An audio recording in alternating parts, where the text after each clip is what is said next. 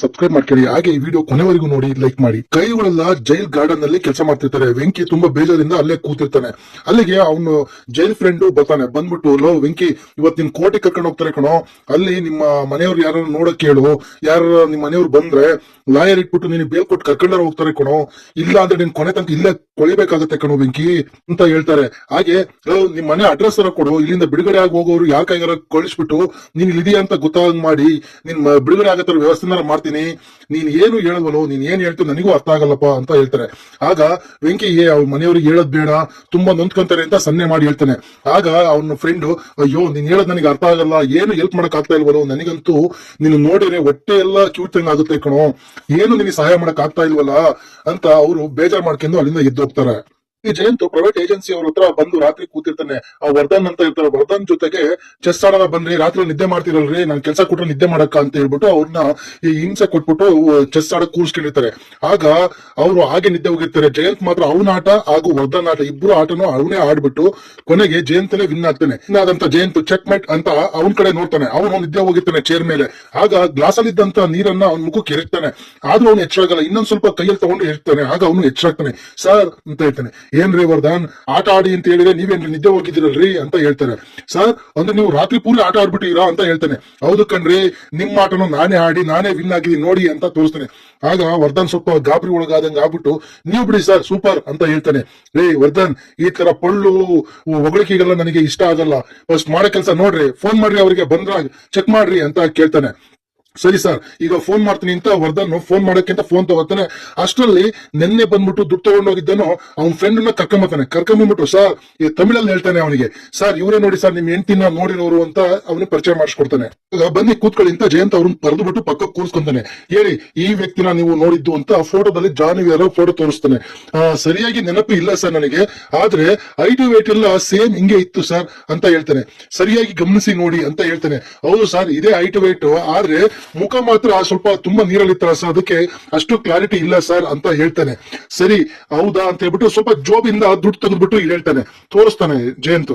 ಆಗ ಅವನು, ಸರ್ ಈಗ ಈ ಕಡಲಿಂದ ಅಂದ್ರೆ ಸಮುದ್ರದಿಂದ 2 ರೋಡ್ ಹೋಗುತ್ತೆ ಸರ್. ಒಂದು ರಾಮೇಶ್ವರಂಗೆ ಹೋಗುತ್ತೆ, ಇನ್ನೊಂದು ಬೆಂಗಳೂರಿಗೆ ಹೋಗುತ್ತೆ ಸರ್. ಆ 2 ರೋಡಲ್ಲಿ ಹೋದ್ರೆ ನಿಮಗೆ ಆ ಹುಡುಗಿ ಎಲ್ಲಿ ಹೋಗಿ ಹೇಳಿ ಅಂತ ಗೊತ್ತಾಗುತ್ತೆ ಅಂತ ಹೇಳ್ತಾರೆ. ಸರಿ ಆಯ್ತು ಅಂತ ಹೇಳ್ಬಿಟ್ಟು ಅವನು ಅಲ್ಲಿಂದ ದುಡ್ಡು ಇಸ್ಕೊಂಡು ಹೊರಟೋಗ್ತಾರೆ. ಆ ಕೂತದ್ನಿಂದ ಎದ್ದಂತ ಜಯಂತ್, ರೀ ವರ್ಧನ್ ನೋಡಿದ್ರಿ, ನನ್ ರಾಣಿ ಇನ್ನೂ ಬದುಕಿದಾಳೆ ಕಣ್ರಿ, ನನ್ ರಾಣಿ ಬದುಕಿದಾಳೆ ಅಂದ್ಮೇಲೆ ಅವಳು ಎಲ್ಲಾದ್ರೂ ಒಂದ್ ಕಡೆ ಗಿದ್ದೇ ಇರ್ತಾಳೆ, ಸಿಗ್ತಾಳೆ ಕಣ್ರಿ ಅಂತ ಹೇಳ್ತಾನೆ. ಹೌದು ವರ್ಧನ್, ನೀವು ಹೋಗಿ ಆ 2 ರೋಡ್ ಹೇಳಿದ್ರಲ್ವಾ, ಆ ರೋಡ್ ಹತ್ರ ವಿಚಾರಿಸಿ, ಹಾಗೆ ಟೋಲ್ಗಳೆಲ್ಲ ಚೆಕ್ ಮಾಡಿ ಎಲ್ಲಿ ಹೋಗಿದ್ದಾಳೆ ಏನಾಗಿದ್ದಾಳೆ ಅಂತ ಸಿಗುವುದು ವಿಚಾರ ಗೊತ್ತಾಗುತ್ತೆ ಅಂತ ಹೇಳ್ತಾರೆ. ಆಗ ವರ್ಧನ್ ಎದ್ದೇಳ್ತಾನೆ. ಹೌದು ಸರ್, ನೀವೀಗ ನಮಗೆ ಇಷ್ಟು ಇನ್ಫಾರ್ಮೇಶನ್ ಸಿಕ್ತಲ್ಲ ಸಾಕು, ನನಗೂ ಈಗ ಡೌಟ್ ಬರ್ತಾ ಇದೆ ಸರ್, ನಿಮ್ ಮಿಸಸ್ ಬದುಕಿದ್ದಾರೆ ಅಂತ. ಹೋಗಿ ಚೆಕ್ ಮಾಡ್ತೀನಿ ಸರ್ ಅಂತ ಹೇಳ್ಬಿಟ್ಟು ಅವನು ಓಡ್ತಾನೆ. ಸರಿ ನೀವು ಹೊರಡಿ ಸರ್, ಏನಾದ್ರು ಇನ್ಫಾರ್ಮೇಶನ್ ಗೊತ್ತಲ್ಲ ಇಮಿಡಿಯೇಟ್ ನಾನು ನಿಮ್ಗೆ ಕಾಂಟ್ಯಾಕ್ಟ್ ಮಾಡ್ತೀನಿ ಅಂತ ವರ್ಧನ್ ಹೇಳ್ತೀನಿ. ಸರಿ ವರ್ಧನ್, ನಾನಿನ್ನ ಓಡ್ತೀನಿ, ಆದಷ್ಟು ಬೇಗ ಹೋಗ್ಬಿಟ್ಟು ಶಾಂತಮ್ಮಗೆ ನನ್ ಚಿನ್ನಮರಿ ಬದುಕಿ ಹೇಳಿ ಅಂತ ನಾನು ತಿಳಿಸ್ಬೇಕು ಅಂತ ಅಲ್ಲಿಂದ ಓಡ್ತಾನೆ ಜಯಂತ. ಅಲ್ಲಿ ಚಂದನ ಮನೆಯಲ್ಲಿ ಕಸ ಗುಡಿಸ್ತಾ ಇರ್ತಾಳೆ. ಅಲ್ಲಿಗೆ ಬಂದಂತ ತನು, ಚಂದನ ಅವ್ರೆ ನೋಡಿ, ನಾನು ಏನಾದ್ರು ಯೋಚನೆ ಮಾಡಿದ್ರೆ ನಾನು ಹೇಳಿದ್ರ ಬಗ್ಗೆ, ನಾನು ಸುಬ್ಬುನ್ಗೆ ಯಾವಾಗ ನಾನು ನನ್ನ ಪ್ರೀತಿ ಎಕ್ಸ್ಪ್ರೆಸ್ ಮಾಡ್ತೀನಿ ಅಂತ ವೆಯ್ಟ್ ಮಾಡ್ತಾ ಇದ್ದೀನಿ ಅಂತ ಹೇಳ್ತಾಳೆ. ಆಗ ಚಂದನ ಅವರು, ನೀನು ಎಕ್ಸ್ಪ್ರೆಸ್ ಮಾಡಿದ ಕೂಡಲೇ ಅವ್ರು ನೀ ಸಿಗಲ್ಲ ಅಂತ ಹೇಳ್ತಾರೆ. ಏನ್ ಹೇಳ್ತೀರ ನನಗೆ ಅರ್ಥ ಆಗ್ತಾ ಇಲ್ಲ ಅಂತ ತನು ಹೇಳಿದಾಗ, ಪ್ರೀತಿನ ಬಾಯಿ ಮಾತಲ್ಲಿ ಹೇಳಕ್ಕಿಂತ ನೀವ್ ಎಷ್ಟು ಪ್ರೀತಿ ಮಾಡ್ತೀರ ಅಂತ ತೋರಿಸ್ಬೇಕು, ಅವಾಗ್ಲೇ ಅವರು ಒಪ್ಕೊಳ್ಳೋದು ಅಂತ ಹೇಳ್ತಾಳೆ. ಅಷ್ಟರಲ್ಲಿ ತಾನು, ಅಯ್ಯೋ ಪ್ರೀತಿ ಎಷ್ಟ್ ಮಾಡ್ತೀವಿ ಅಂತ ಹೇಳಿದ್ಮೇಲೆ ಅದು ಮುಗಿದೋಯ್ತಲ್ವಾ, ಮತ್ತಿನ್ನೇನ್ ತೋರ್ಸೋದು ಅಂತ ಹೇಳಿದ್ರೆ, ಆಗ ಚಂದನ, ಇದೇ ನೋಡಿ ನೀವು ಮಾಡೋ ತಪ್ಪು, ಈ ತಪ್ಪಿಂದಲೇ ನಿಮ್ ಪ್ರೀತಿ ಎಕ್ಸ್ಪ್ರೆಸ್ ಮಾಡಕ್ ಆಗ್ತಾ ಇಲ್ಲ ನಿಮಗೆ, ಅವರು ಒಪ್ಕೊಳ್ತಾ ಇಲ್ಲ ನೋಡಿ. ಈಗ ಹುಡುಗರು ಒಂದ್ ಹುಡುಗಿ ಇಷ್ಟ ಆದ್ಕೊಂಡು ಏನ್ ಮಾಡ್ತಾರೆ ಹೇಳಿ, ಅವಳೊಂದನೇ ಸುತ್ತಾರೆ, ಅವಳು ಸುತ್ತನೆ ಭೂಮಿನ ಸುತ್ತವಲ್ಲ ಭೂಮಿ, ಹಾಗೆ ಅವರು ಸುತ್ತಾರೆ. ಅವಳಿಗೆ ಏನ್ ಬೇಕು ಬೇಡ ತಿಳ್ಕೊಂತಾರೆ, ಎಲ್ಲಾದ್ರೂ ಅವಳು ಇನ್ಫಾರ್ಮೇಶನ್ ಅವಳ ಬಗ್ಗೆ ತಿಳ್ಕೊಂಡ್ಬಿಟ್ಟು ಅವಳ ಆಸೆ ಆಕಾಂಕ್ಷೆಗಳನ್ನ ಈಡೇರಿಸ್ತಾರೆ. ಅದಕ್ಕೆ ತಾನೇ ಹುಡುಗಿ ಪಟ್ಟಂತ ಅವ್ರಿಗೆ ಬಿದ್ದೋಗೋದು.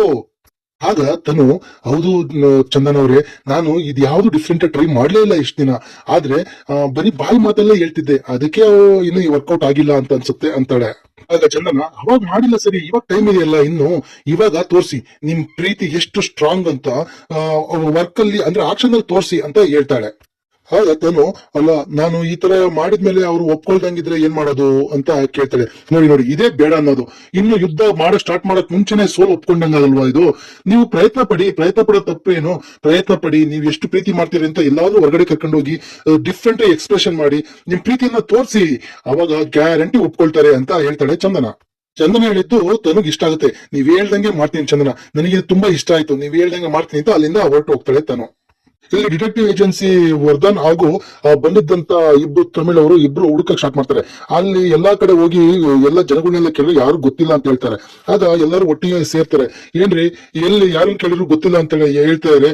ಇವ್ರು ನೋಡಿದ್ರೆ ಅವ್ರ ಹತ್ರನೇ ಹೋಗ್ಬಿಟ್ಟು ಅವ್ರು ನೋಡಿ ಆ ಕಡೆ ಹೋಗಿದ್ದಾರೆ ಅಂತ ಬೇರೆ ಹೇಳ್ಬಿಟ್ಟಿದ್ದಾರೆ. ಆ ಯಪ್ಪ ನಾವ್ ಈ ಹುಡುಕ್ ಕೊಡಿಲ್ಲ ಅಂದ್ರೆ ಅವನೇ ಬಂದು ಹುಡುಕಕ್ ಸ್ಟಾರ್ಟ್ ಮಾಡ್ಬಿಡ್ತಾನೆ ಅಷ್ಟೇ ಅಂತ ಹೇಳಿದಾಗ, ಸರ್ ಅವರು ಒಂಥರ ಮನುಷ್ಯ ಸರ್ ಅಂತ ತಮಿಳಲ್ಲಿ ಹೇಳ್ತಾನೆ ಒಬ್ಬ.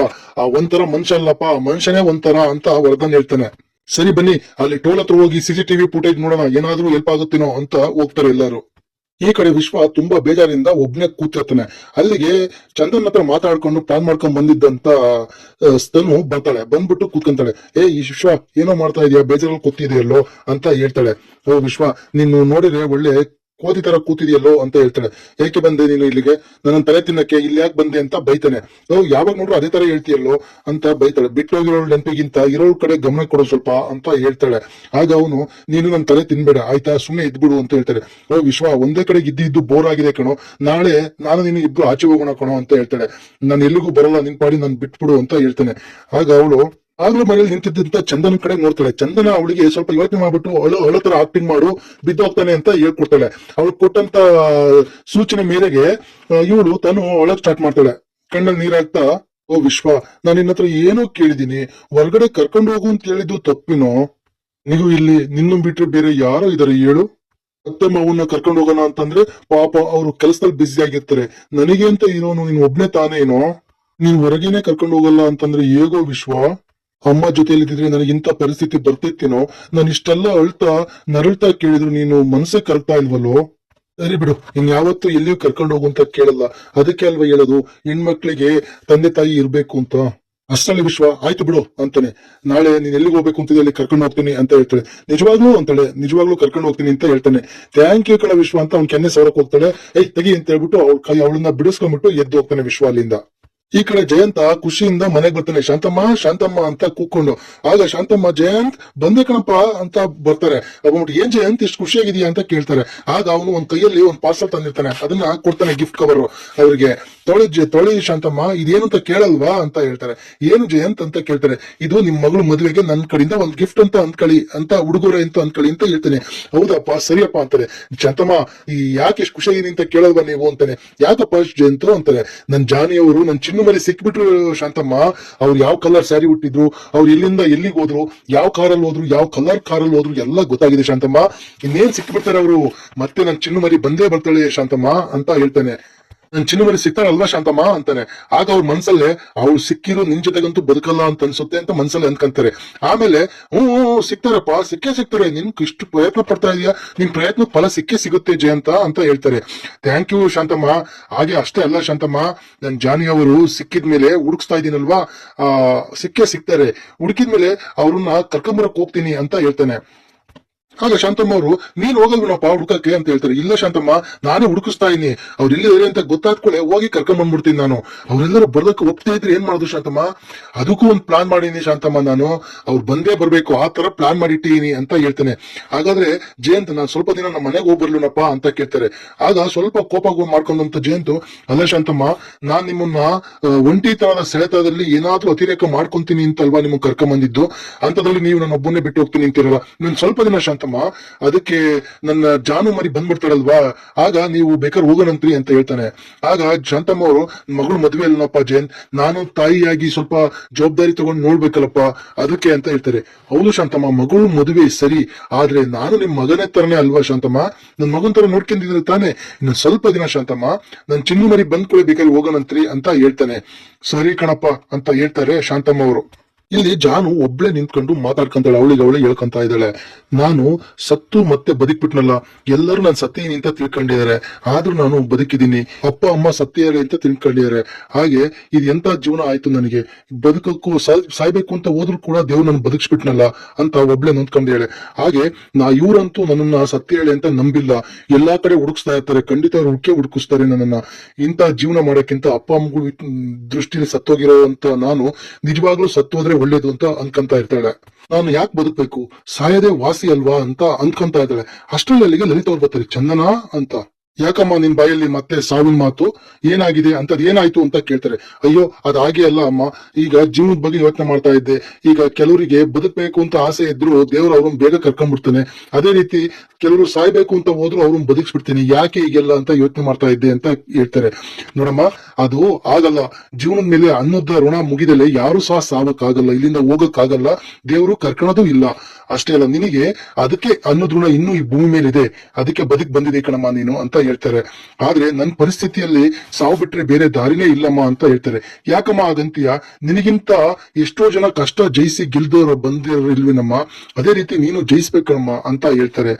ಅಷ್ಟೇ ಅಲ್ಲಮ್ಮ, ನಿನಗೆ ಅಪ್ಪ ಅಮ್ಮ ಇದ್ದಿದ್ರೆ ಈ ಪರಿಸ್ಥಿತಿ ನಿನಗೆ ಬರ್ತಾ ಇರಲ್ಲ, ಅವರು ನಿನ್ನ ಚೆನ್ನಾಗಿ ನೋಡ್ಕೊಂಡಿರೋರು ಅಲ್ವಾ ಅಂತ ಹೇಳ್ತಾರೆ. ಆಗ ಚಂದನ ಒಳಗೆ ಅಂದ್ಕೊಂತಾಳೆ, ತನ್ನ ಮನ್ಸಲ್ಲಿ ತನಗೆ ಅಂದ್ಕೊಂತಾಳೆ, ಅಪ್ಪ ಅಮ್ಮ ನನಗಿದಾರಮ್ಮ, ಆದ್ರೆ ನಾನೇ ಅವರಿಂದ ದೂರ ಬಂದಿದ್ದೀನಿ ಅಂತ ಹೇಳ್ತಾಳೆ. ನೋಡಮ್ಮ ಚಂದನ, ನಿನಗೆ ಎತ್ತ ತಂದೆ ತಾಯಿಯಷ್ಟು ಪ್ರೀತಿ ಕೊಡಕ್ಕಾಗದೆ ಇದ್ರು ನಾನಿದ್ದೀನಿ, ನಮ್ಮ ಮನೆಯವರಿದ್ದಾರೆ, ನಿನಗ್ ಸ್ಫೂರ್ತಿ ತುಂಬುವಷ್ಟು ಪ್ರೀತಿನಾದ್ರೂ ನಾವು ಕೊಡ್ತೀವಮ್ಮ. ಆ ಮಾತು ಯಾವತ್ತೂ ನಿನ್ ಬಾಯಿಗೆ ಇನ್ನೊಂದ್ಸಲ ಬರಬಾರ್ದು, ಬಿಡ್ತು ಅನ್ನು ಅಂತ ಹೇಳ್ತಾರೆ. ತುಂಬಾ ನೋವಿಂದ ಚಂದನ ಅವ್ರ ಕೈ ಹಿಡ್ಕೊಂತಾಳೆ. ಅಮ್ಮ, ನಿಮ್ಮನ್ನ ನೋಡ್ತಾ ಇದ್ರೆ ನನ್ನ ಅಮ್ಮನ್ನೇ ನೋಡಿದ ರೀತಿ ಆಗ್ತಾ ಇದೆ, ನಿಮ್ ಮಾತುಗಳೇ ಈಗ ನನ್ನ ಜೀವನಕ್ಕೆ ಆಸರೆ ಅಮ್ಮ ಅಂತ ಹೇಳ್ತಾಳೆ. ಅವರ ಸ್ಥಾನವನ್ನ ನೀವೇ ತುಂಬ್ತಾ ಇದೀರಮ್ಮ ಅಂತ ಹೇಳ್ತಾಳೆ. ನೀನು ನನ್ನ ತಾಯಿ ಅಂತ ಒಪ್ಕೊಂಡ್ಮೇಲೆ ನನ್ನ ಮಾತು ಕೇಳ್ತೀಯಲ್ವಾ ನೀನು ಅಂತ ಹೇಳ್ತಾರೆ. ಹೌದು ಅಮ್ಮ ಅಂತ ಹೇಳ್ತಾಳೆ. ಆಗ ಇನ್ಯಾವತ್ತು ನಿನ್ ಬಾಯಲ್ಲಿ ಸಾಯ್ತೀನಿ ನಿನ್ನ ಮಾತು ಬರಬಾರ್ದು, ಏನೇ ಬಂದ್ರು ಎದುರಿಸಿ ಗೆಲ್ಲು, ನಿನ್ ಬೆನ್ನಿಂದೆ ನಾವಿರ್ತೀವಿ ಅಂತ ಹೇಳ್ತಾರೆ. ಧೈರ್ಯವಾಗಿರು ಮಗಳೇ ಅಂತ ಹೇಳ್ತಾರೆ ಲಲಿತಾ ಅವರು. ಇಲ್ಲಿಗೆ ಇವತ್ತಿನ ಸಂಚಿಕೆ ಮುಕ್ತಾಯವಾಯಿತು. ಮತ್ತೆ ಮುಂದಿನ ಸಂಚಿಕೆ ಒಂದಿಗೆ ನಿಮ್ಮನ್ನು ಭೇಟಿಯಾಗುತ್ತೇನೆ. ನನ್ನ ಈ ವಿಡಿಯೋ ನೋಡಿದ್ದಕ್ಕಾಗಿ ನಿಮ್ಮೆಲ್ಲರಿಗೂ ಧನ್ಯವಾದಗಳು ಫ್ರೆಂಡ್ಸ್.